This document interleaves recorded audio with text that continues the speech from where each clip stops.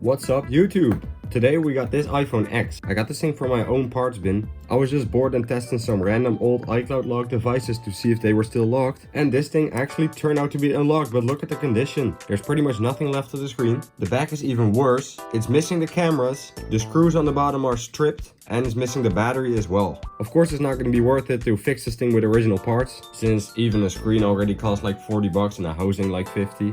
But I turn out to have a beautiful iPhone X with a motherboard problem that I can't fix at the moment. So I was thinking maybe I could use this one for parts to patch this one up. But first of all, we need to diagnose everything that's wrong with this iPhone X before we can restore it to its full functionality. So let's get it opened up, disassembled, and check it out. I cut myself pretty heavily last time I worked on a phone without gloves. As you can see, even the blood came out through my glove. So I'm not gonna make the same mistake twice and put it on now. It still looks kinda gory, but I can't get this shit off. Anyways, as you can see, even this thing is just laying loose inside of there. Taking a closer look on the inside, you can see everything is very disgusting. You can see like liquid or dust or earwax. Look, there's even earwax at the top here. I'm guessing this thing has been to like a million repair shops and always been used for parts. And even the frame is absolutely disgusting. Once you look at that, the front camera is probably busted because of all the damage you can see on it. And I think the Face ID doesn't work anymore too. I got this power supply right here that is gonna help me. We don't need a battery to test it, although it is easy. This should be just as easy. If we set the voltage to 3.7 volts and then we plug this cable into where the battery would normally go. Holding the power button, if the display works, it should turn on. And it does. As you can see, the phone came on. It is showing an issue with the Face ID, which is to be expected, especially given the fact that this front flex cable is just missing, which is a bad thing because that thing is serialized. So if you replace it, you will lose Face ID. Also, if we look right here, it says there's a problem with the true depth camera. So that means that we would have to serialize a new ear speaker flex, and we also have to fix this sensor itself, and we have to replace the front camera. And if I didn't have the parts laying around, that would be way too expensive to buy. And if I would not have all the parts laying around, that would be way too expensive to fix, probably like 40 bucks to fix a Face ID. But I already have those parts laying around and I never use them since nobody has ever asked me to fix Face ID. So the least I can do is try. And by the way, now that we know it works like this, why don't we just grab a new battery already? Because that's a lot easier than using the power supply to power the phone. As you can see, it already says 0% remaining, so there's definitely a problem with either the battery or the charging port. And given the fact that the battery I just put in here is brand new, and also given the fact that it looks like somebody tried to do a glass replacement on this shit without any experience, obviously, I am really sure that there's something wrong with the charging port. Look, it just turned off. See that? It's also taking very little power. It should be taking 11 watts, it's only taking 1 watt. Given the fact it keeps shutting off with the battery, I'll have to power it like this for a second. Now, another way we can check if the charging port is bad is actually by testing the vibration motor right here. Because if there is a problem with the charging port, like water damage or heat damage or any damage at all, the charging port will rattle even if you hold it. Instead of just buzzing, it will make like a clicking sound. So let's see, if we go to the vibration section and test one of these. Hear that?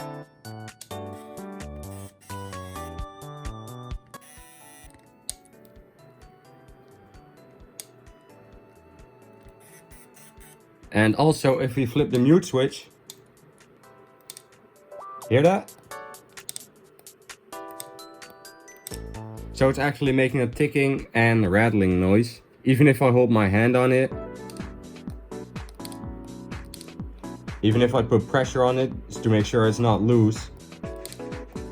It still makes that noise. So the charging port is definitely bad as well. The good thing is that with the phone that we got for parts, the charging port is already installed in the housing, so we can do that in one go. I would also test the camera if it had one, but it doesn't. And before we do anything about this front assembly, let's see if we can fix this Face ID sensor thingy by applying a special flex cable to it. I'm not going to be soldering and all that stuff because it's micro soldering. I don't have a microscope. It's going to be way too hard like this. Look what it is. It's a Face ID tag on repair FPC. We should be able to program this cable and then tag it onto our floor flood illuminator right here, and that could potentially bring it back to life. It's never 100% guaranteed that it works, and it has to be original too, so we'll have to see. But I'll see if I can make it work, and if so, then I'll replace the front camera separately, because these things are serialized and you can't swap them out.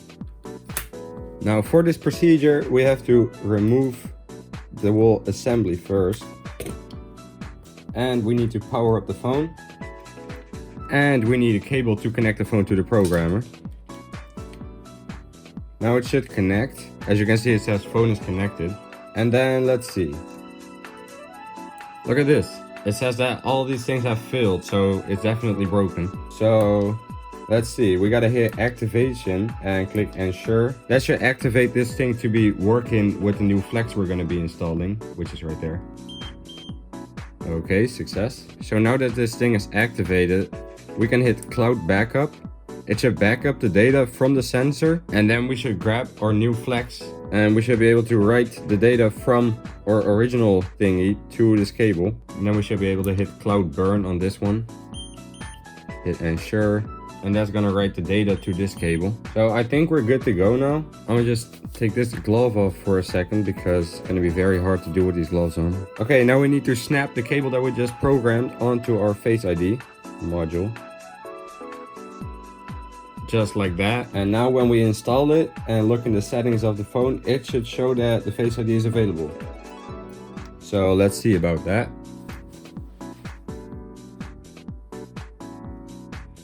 It should not show the true depth error anymore, because if it does, then it's not worth to fix it. I'm not going to be able to fix it. Look, our error is gone. So that means that we can actually proceed to the next step to revive the Face ID. We can hit setup Face ID now, but it's not going to work because it also needs this front sensor assembly, which is just entirely missing on this phone.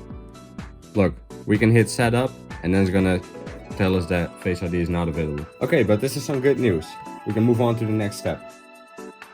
Now, this is a receiver FPC that we can program for our phone to work with the Face ID. And I'm not sure if I'm gonna need a computer to program this or whatever. I know that I've already unbound the phone, which means that some more data can be read that we probably need to write to this flex cable. So right here, I have a board for the receiver flex cable, which is this thing. So if we power on and connect the phone to the programmer again, I hope it's able to read the data. Look, so we can connect the cable to the programmer. Phone is on. Okay, look, so it's saying that it cannot bind the data, so I definitely need to move over to the computer. But since it doesn't stay on with just the battery and only stays on with the power supply now because of all this mess that's inside, I think it's a better idea if I swap it over to our new housing with the new charging port before we do all the other stuff. And I'm gonna take this glove off too because it's so hard to grab screws with those things on. So right here we have our phone for parts. The screen is beautiful. The back is like kind of scuffed up, but come on, it's an old phone anyways. I like recycling parts. I think recycling parts from used phones is a lot better than buying new parts for everything. And most importantly, it's a lot cheaper too.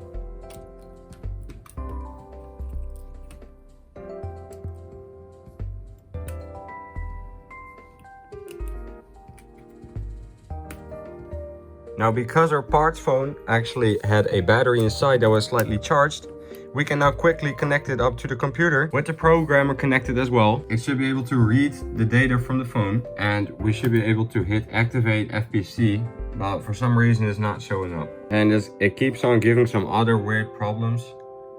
And I'm pretty sure that that's because of our broken charging port. So we're still going to be transferring the internals of this phone into this housing.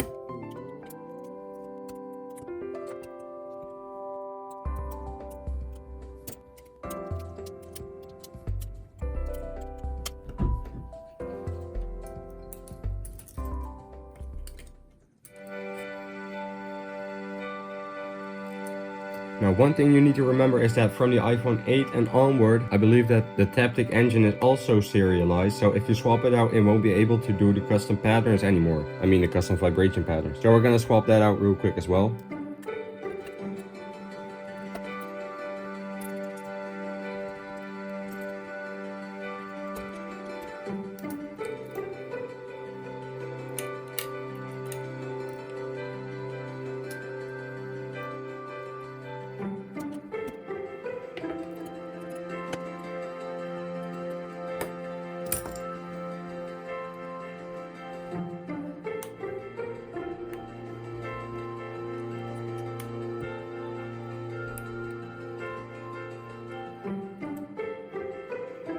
And now, as you can see, it shows some code here. So let's see if we hit activate FPC, if it's gonna work or if it's gonna flop. Look, it gives us some codes. It says write completion. So that means that this cable is now probably written with the data that we need for the Face ID to work. So let's check it out and see if it works now. Okay, so we don't have to like hook it up perfectly or nothing. We just need to connect this cable and a battery. And then it should not say that the Face ID is unavailable anymore when we try to set it up. It should just like try to scan our face. If it doesn't do that, it's not fixable for me. But if it does, then we've successfully fixed the Face ID on this thing. And as you can see, the warning is actually gone, so that's promising.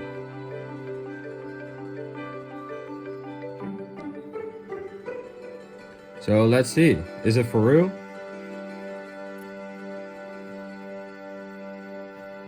And yes, as you can see, it's scanning my head right now. And it just got it right. So we've actually fixed the Face ID. I didn't expect that to work out, but it did, luckily. So we can move on to the next step. We need to solder an ear speaker to these 2 points on the flex cable. And I have another one right here, but it already has a flex cable attached to it. The problem is this cable does not have the data we just wrote to the other one that's required to use Face ID. So we'll have to disassemble this one. So for that, I'll grab my soldering iron and heat it to about 350 degrees Celsius. I'll add some flux to the solder joints.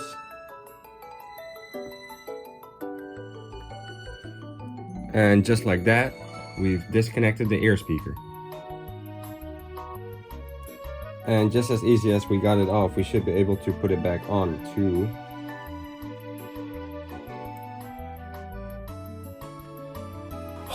Look at that, perfect. Nice. I just covered it up with some tape to make sure it's not going to short anything. So now we can fold it this way around, I believe. And this goes like this. And we are actually ready to put this on our screen now. But since I don't want the phone to keep using this screen because it's all messed up, we're going to be using this beautiful screen. We just have to swap out this top part.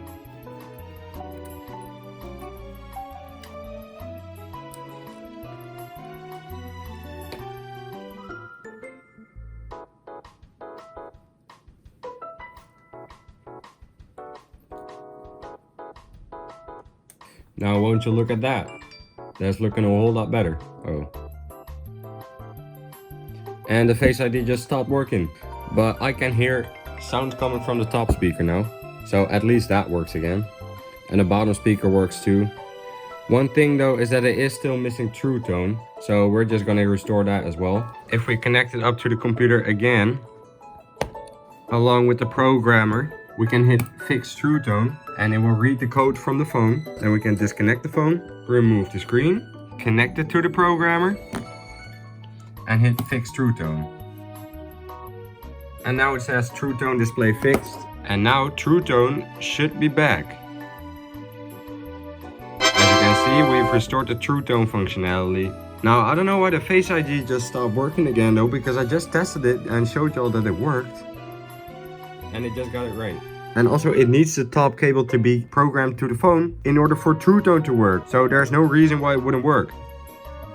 Oh look, it started working again. But it can barely even see my face. Oh, by the way, now that it's got back cameras, you can see that both cameras work fine as well. But the front camera on the other hand, looks pretty blurry. Look, it's got like a big ass haze in the middle of it. And it's kind of fucked. But I've got some of these resin sticks. They should be able to clean the camera pretty good.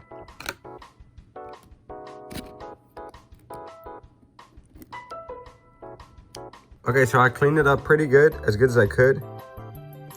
But it still looks like the lens itself is kind of scratched and damaged. You can literally see like a scratch sitting inside of the lens, I believe. And look, as you can see, I've actually made it a bit better. See?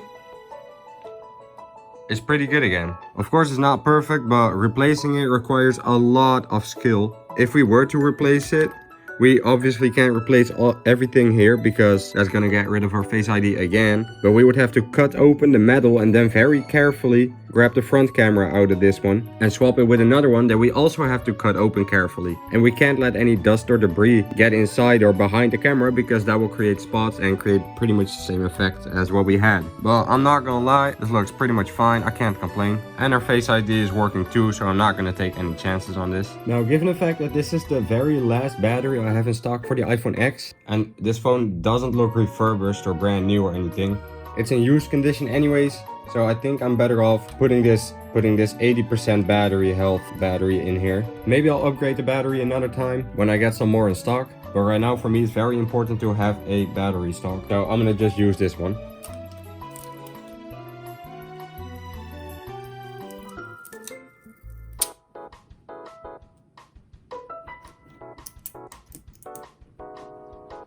Now we just gotta make sure that the frame is very clean, and the frame of the screen as well, so that we can apply new adhesive tape, and then we can close the phone up.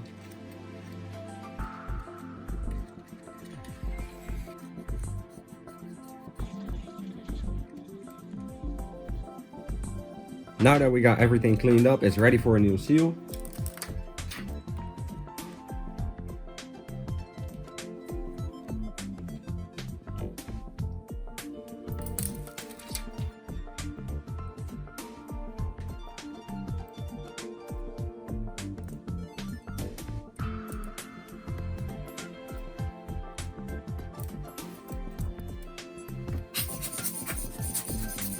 Okay, now let's close it up and get that crunch.